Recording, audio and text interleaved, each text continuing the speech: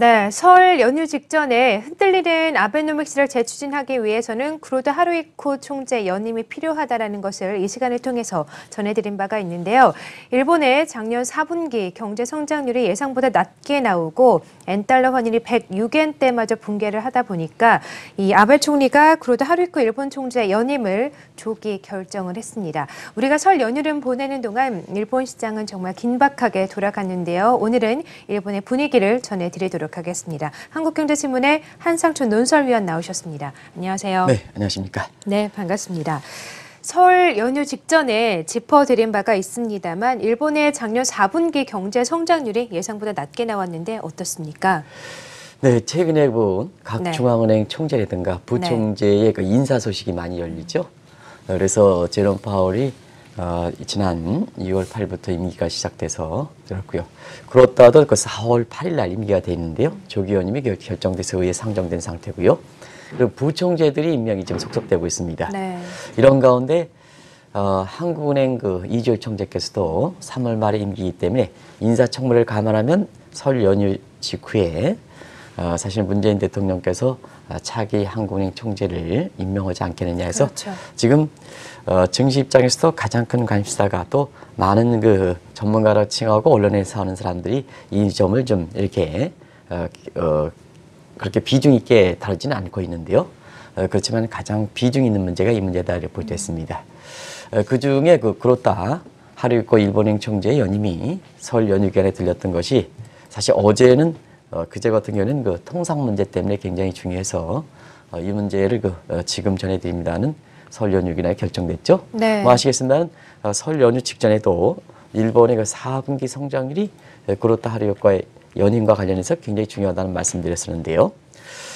설 기간 동안에 발표했던 일본의 4분기 성장률은 속보치에 해당되고요. 일본 2번 발표한다 그랬습니다. 속보치 확정치, 미국은 속보치 잠정치 확정치. 네.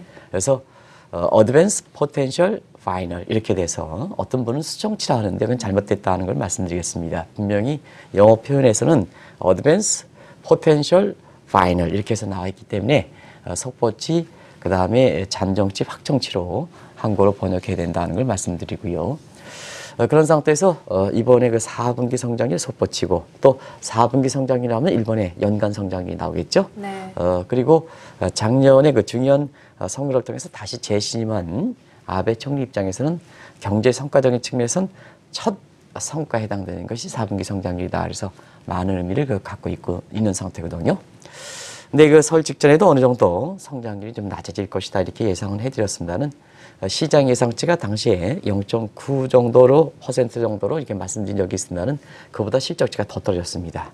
0.5%로 나온 상태거든요. 그러다 보니까 직전 분기에 작년과 3분기에 일본 경제 성장률이 2.2%인데요. 그거에 0.5%니까 한 4분의 1 토막도 안 되는 거죠. 문제는 그렇습니다. 이날 사실 일본의 그 잠재 성장률이 일본의 그 4분기 성장률 속보치가 발표할 때 네. 시장 예상치보다 상당히 낮게 나는데 일본 외환시장에서는 엔달러 환율이 106엔마도 떨어져서 105엔대로 기록하는 모습이거든요. 시장자는 아이러니컬 겁니다. 성장률은 아주 낮아졌는데 네. 통화치에 이렇게 경제 실상을 반영하는 통화치의 측면을 볼 때는 사실 일본의 엔화가 약세가 돼서 엔달러 환율이 그 직전에 106엔에서 107엔, 108엔으로 오히려 엔달러 환율이 올라가서 미달러에 대해서 엔화 약세가 돼야 되는데도 불구하고 일본이 4분기 성장률이 시장 예상치보다 월등히 낮게 나왔는데도 불구하고 엔화가 강세돼서 니케이 지수가 폭락하게 되는 배경이 됐거든요. 그래서 설 연휴 기간에 일본 경제는 상당히 긴박하게 움직였다 이렇게 보여졌습니다. 네, 그렇군요.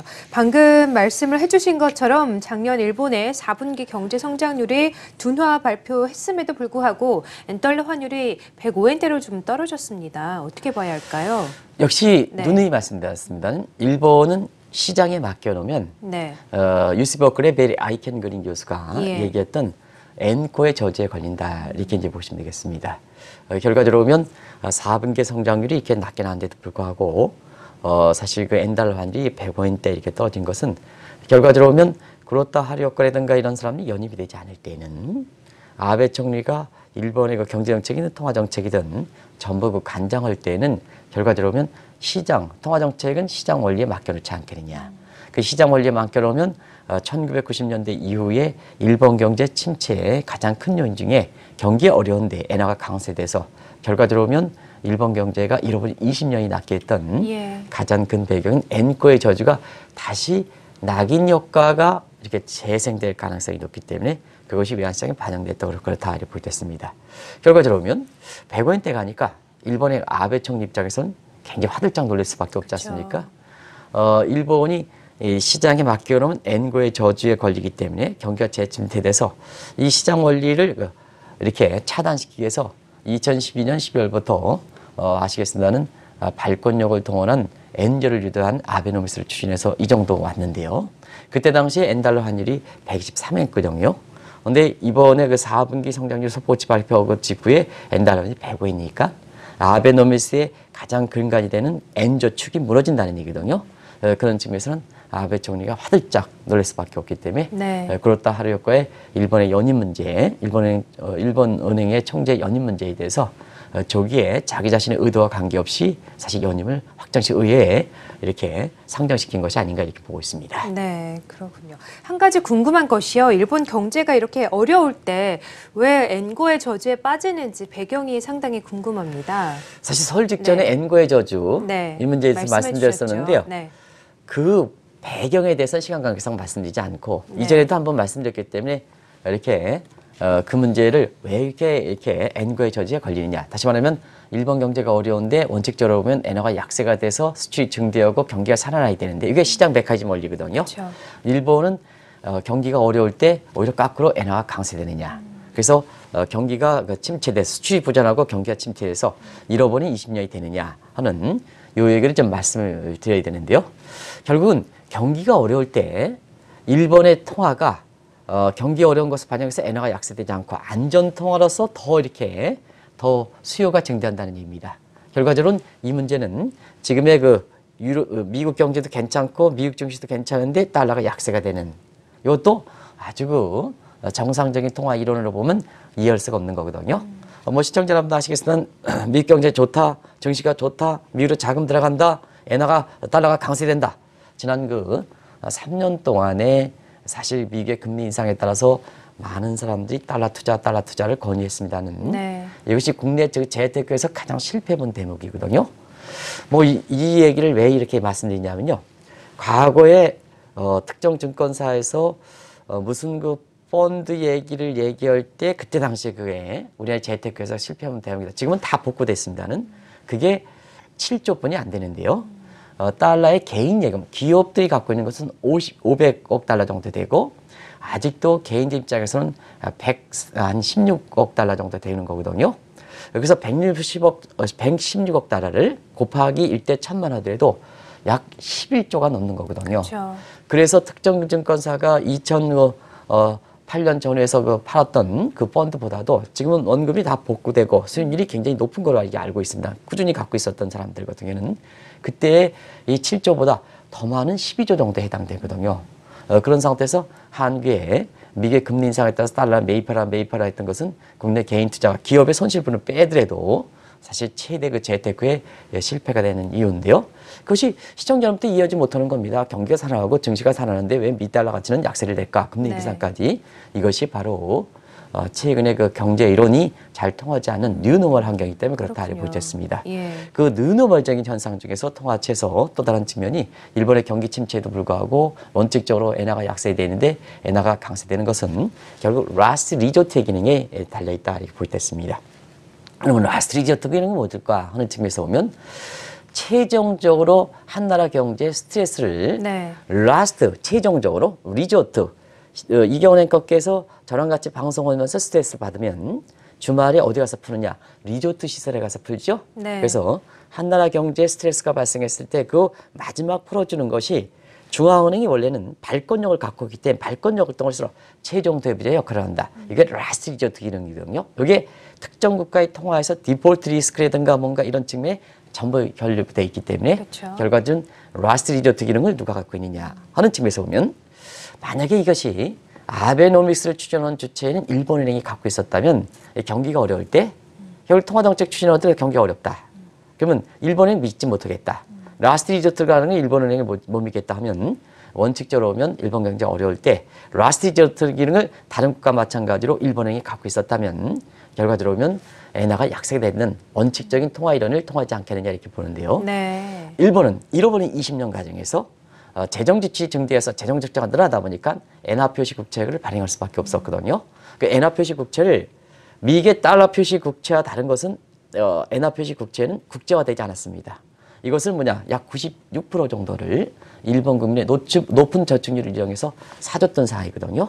결과적으로는 라스트 리조트 기능이 일본은행보다 아베노믹스 추진했던 일본은행보다 일본 국민들이 갖고 있으니까 결국 라스트 리조트를 갖고 있는 일본 국민들이 현재 민간 자산상이 어떨 것이냐, 또 민간 자산상을 발생하는 저축률이 어떻게 될 것이냐 하는 측면에서 보면 원래 경제가 높아질수록 크레딧이 높아지고 금융 시스템이 안정되고 금리가 대체로 낮기 때문에 사실상 뭐냐, 그만큼 일본 국민들의 그 저축률이 떨어지겠습니다는. 네. 일본 같은 경우에는 우리보다 약 1.5배 정도가 잘 사는 국가인데도 불구하고 민간 저축률이 한 6%에서 7%에 6.9% 정도 되기 때문에 민간 저축률이 떨어지지 않거든요. 그러면 네. 라스트 리조트를 가지고 있는 일본 국민의 민간 자산에 원천이 되고 있는 일본 국민의 저축률이 떨어지지 않다 보니까 결과적으로 경제가 어렵더라도 일본 엔화는 디폴트 리움이 없다. 그렇군요. 디폴트 리움이 없다니까 엔화가 강세가 될 수밖에 없지 않느냐. 반대로 미국을 보겠습니다. 미국은 경제가 아무리 살아난다 하더라도 자, 이 페드 입장에서 보면 자, 그동안 이 미국의 페드는 세계 중앙은행 역할이니까 세계 중앙은행 역할을 봐야 되거든요. 근데 세계 중앙은행 입장에서는 각국들이 탈달러 조짐을 보이는 상태거든요. 그런 상태에서 보면 자, 세계적으로 보면 달러에 대한 크레딧이 떨어진다는 얘기입니다.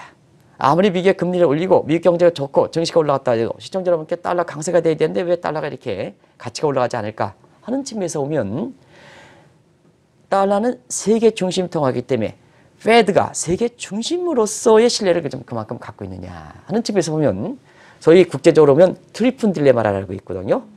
그리고 이 트리픈 딜레마는 뭐냐면 벨기에 경제학자 트리픈이라는 경제학가 주장한 건데요.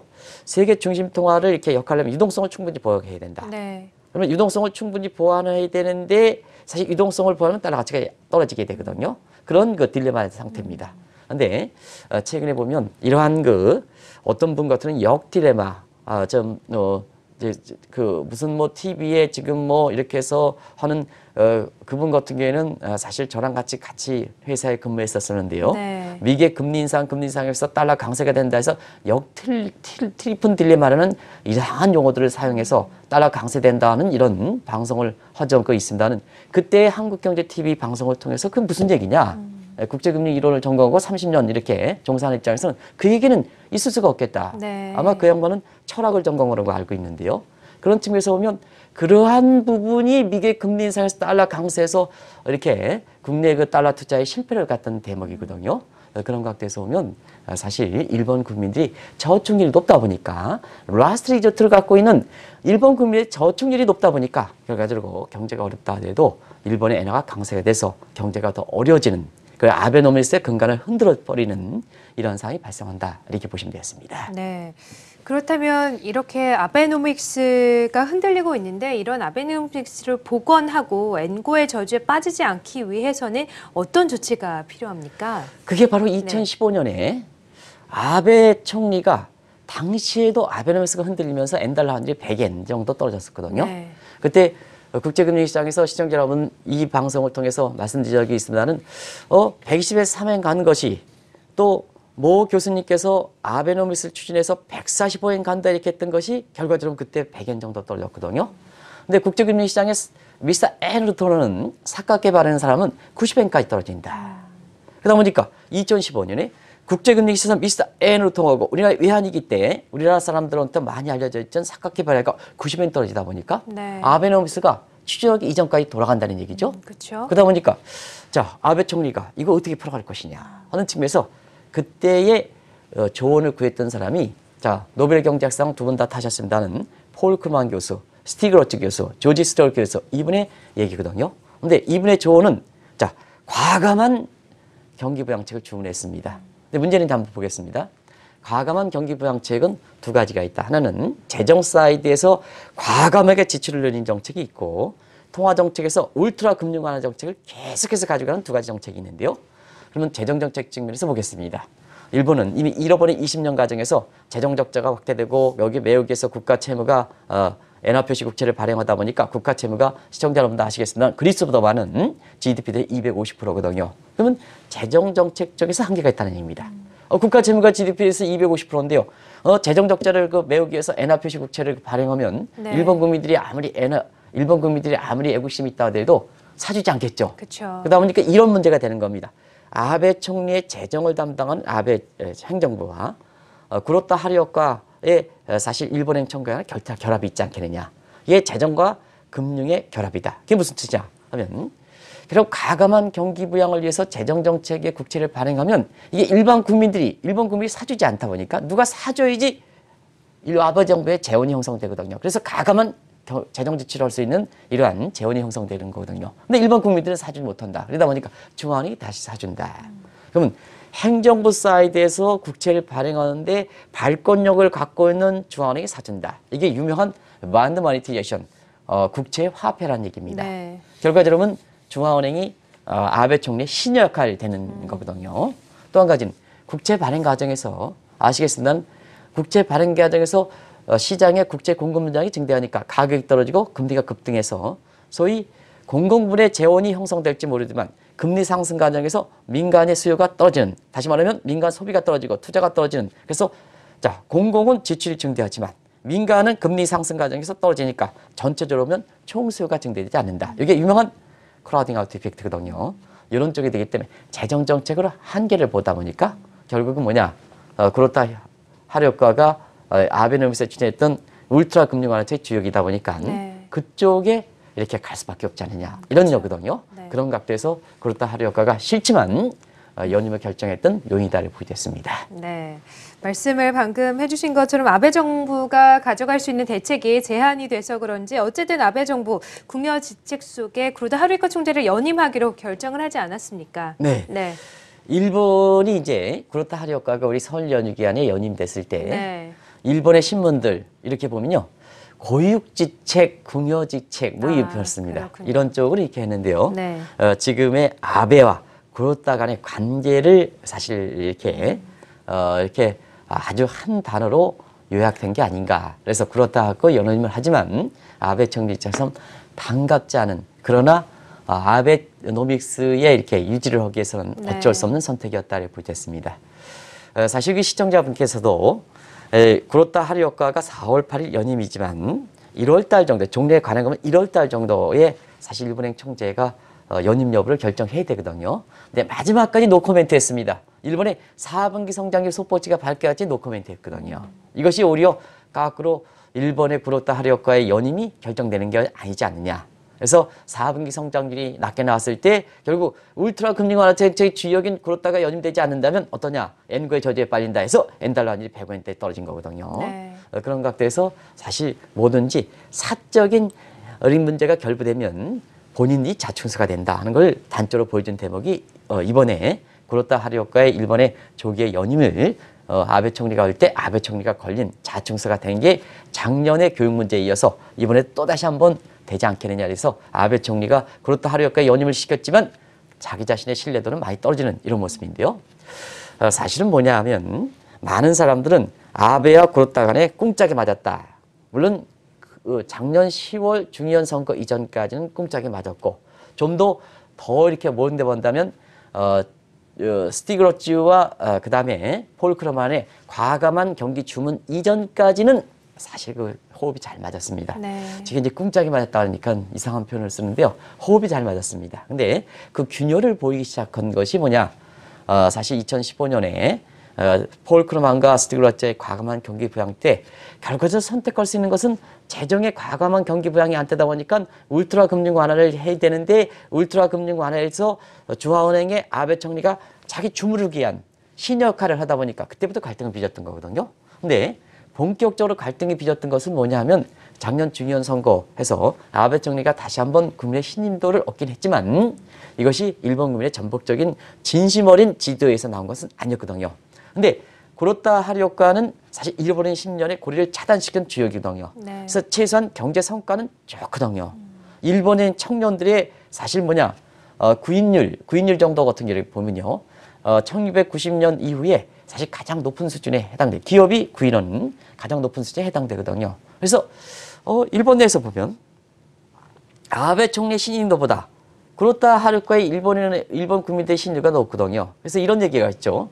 지금 상태에서 자 일본 청년을 대상으로 차기 총리를 뽑은다면 누구를 뽑을 것이냐. 일단 아베보다 그렇다가 많이 났단 말이에요. 네. 그러다 보니까 장기 집권 해서 아마 이경래 것께서도 이게 관련돼 있는 이런 부류에 속할지 모르겠습니다는 그래서 제가 한번 물어보겠습니다. 우리가 보면 재산에서 많은 사람들이 보통 부모님으로부터 물려받은 이런 사람들 이렇게 해서 금수저라는 표현을 젊은 사람들이 많이 쓰죠. 그렇죠. 그리고 그 다음에 이제 부모로부터 이렇게 선택받은 자산도 없고 이렇게 해서 어려운 사람을 흑수저라는 표현을 쓰죠. 네. 근데 이제 여쭙겠습니다.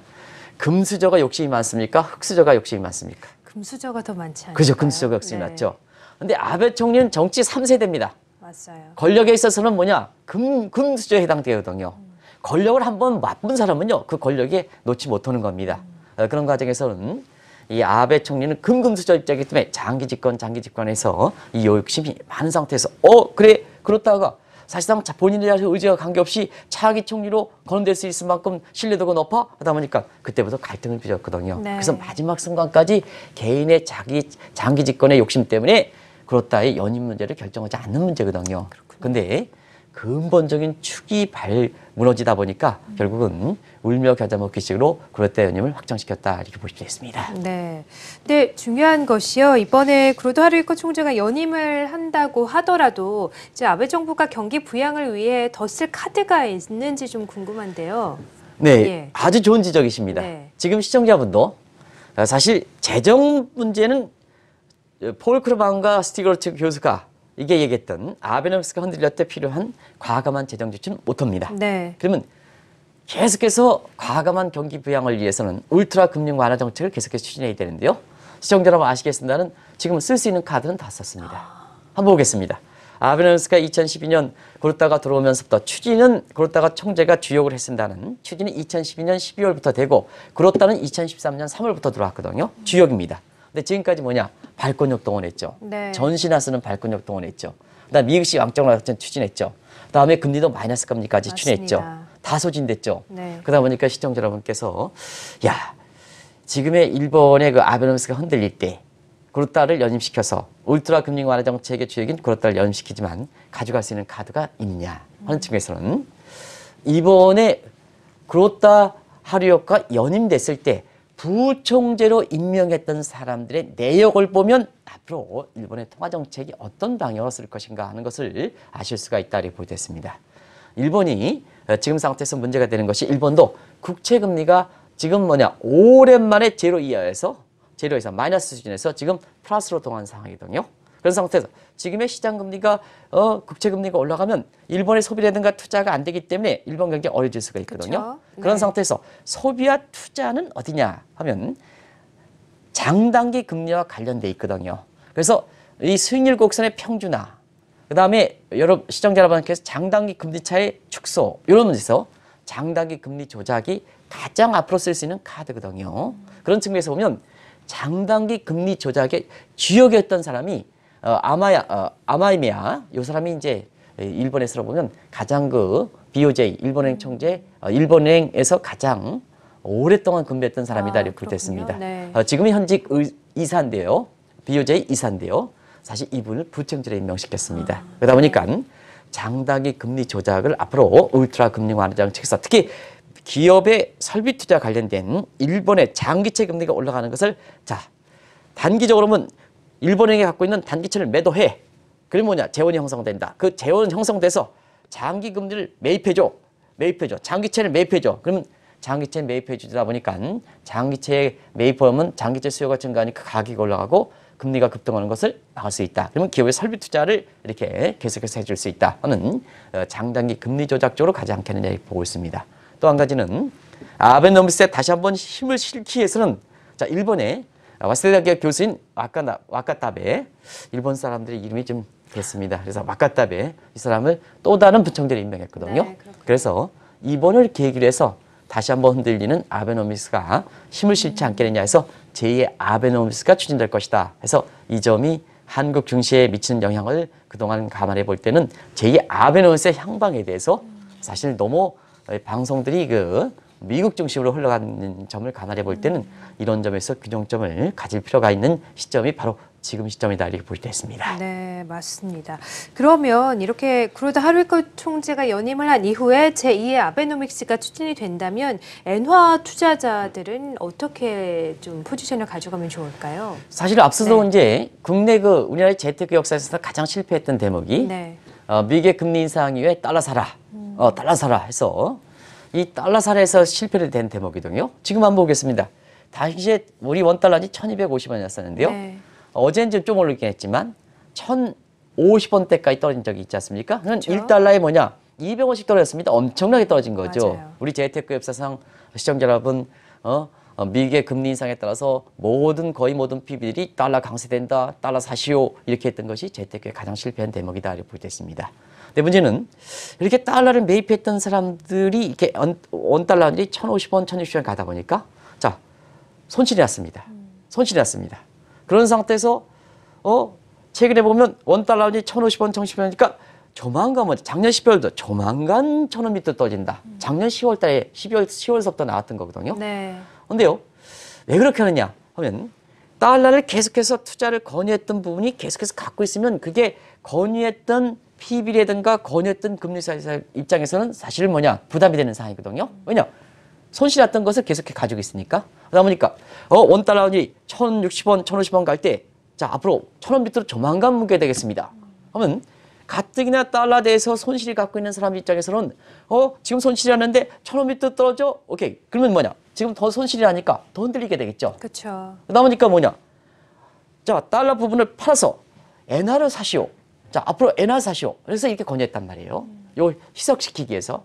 자 근데 엔화를 해서 실제적으로 보면 엔화를 가서 사는 사람이 굉장히 많거든요. 근데 문제는 지금 제2 아베노미스 실현 상태에서 네. 강력한 1단계보다 더 강력한 아베노미스에 신봉하는 사람들이 부총재로 들어오고 이런 그 상황이 지금 맞고 있는 상황이거든요. 네. 그런 각도에서 보면 엔달러 환율이 다시 보이건대에서 106엔대 이렇게 다시 회복될 가능성이 높기 때문에 이 일본 달러 손 투자 권유에 따른 실패에 따른 면피성 차원에서 엔화 투자를 권유했던 이런 것도 경우에 따라서는 사실상 거기에 들어가는 비용이라든가 거기에 따른 시간이라든가 이런 것을 감안해 볼 때 스트레스 감안해 볼 때 그렇게 쉬운 투자는 아니다. 그렇군요. 수익이 날 수 있는 대목은 아니다. 이렇게 보여지거든요. 네. 그래서 항상 말씀드리는 사실 외화는 어떤 그 증권사가 달러 이렇게 해가지고 이게 국민 재테크에서 외화 단독 투자 단독 출해서 재테크 한 수단이 이렇게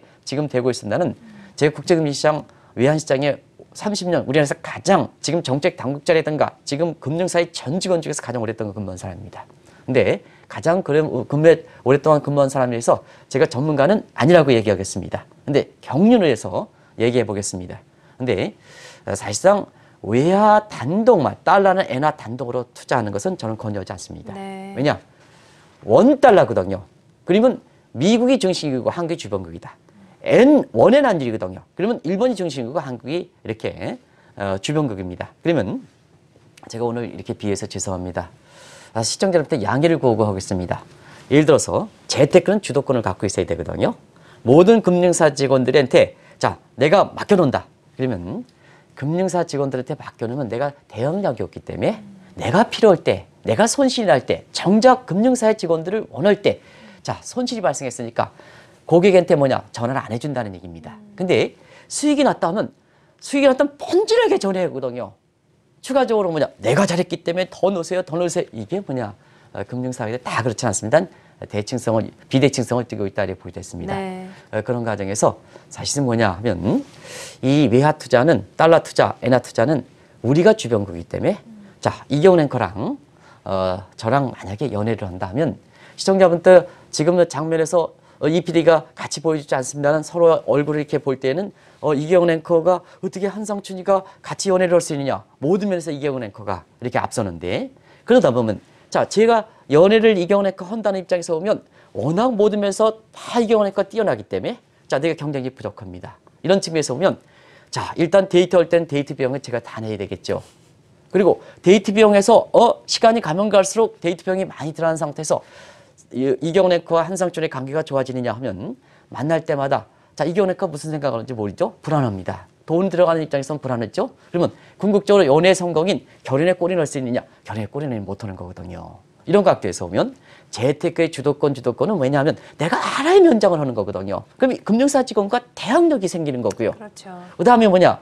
이런 외화 투자도 자, 중심국에 대항할 수 있는 한국이 돼야 여러분 주도권이 있는 거 아니겠습니까? 네. 그런 측면에서는 외화를 단독으로 투자하는 것은 확실한 근거. 작년 것처럼 유럽의 정치 일정이 통합을 강조하는 쪽으로 간다.